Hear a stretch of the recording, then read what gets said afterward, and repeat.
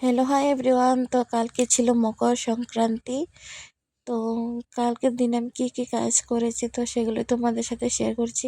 স্নান করা হয়ে গেছে, এখানে নারকেলও কেটে নিয়েছে।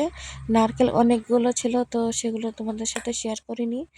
আর কালকে ছিল পৌষ সংক্রান্তির বাজার, তো সেখান থেকে বাজারও চলে এসেছে। আর দুপুরে আমি রান্না করেছি ভাত, আর এখানে আছে চিকেন কষা, আর আছে, দেখো চিকেন কষাটা কত সুন্দর হয়েছে, আছে বেগুনের বড়া, আর আছে চিকেন।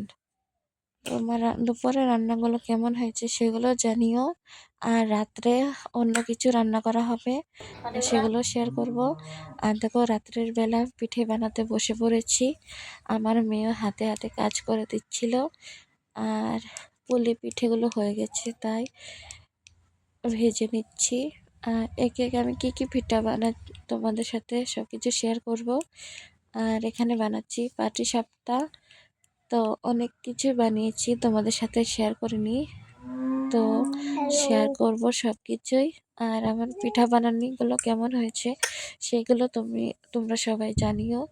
আর আমার ভয়েসটা ইগনোর করো, যেহেতু আজকে আমার শরীরও ভালো নেই আর আমার মনও ভালো নেই। কারণ আজকে কথা ছিল আমার বাবার বাড়িতে যাওয়ার, কিন্তু সেখানে যাওয়া হয়ে ওঠেনি।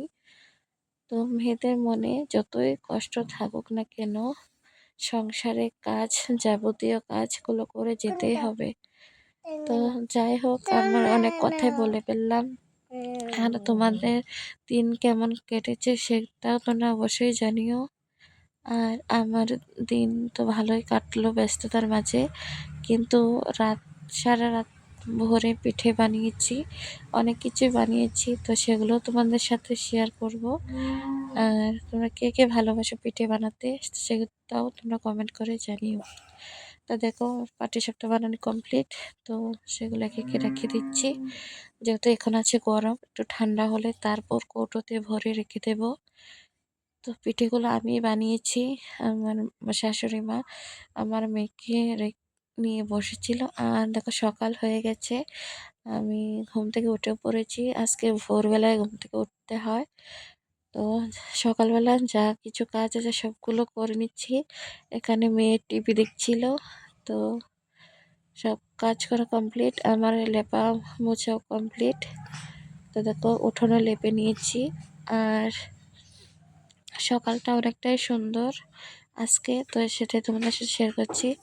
কালকে আমার মেয়ে, আমার শাশুড়ি মা, আমি একসাথে ঘুমিয়েছিলাম, তো ওই রাত্রে বলে ভয় পেয়েছে সেটাই বলছিল।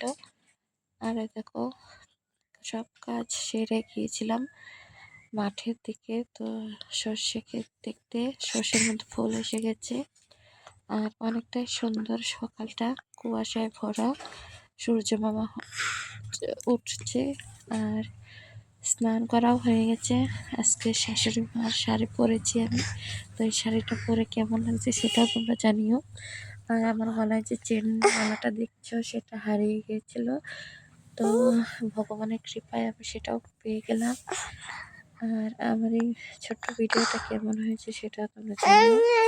আশা করি তোমাদের ভালো লাগবে।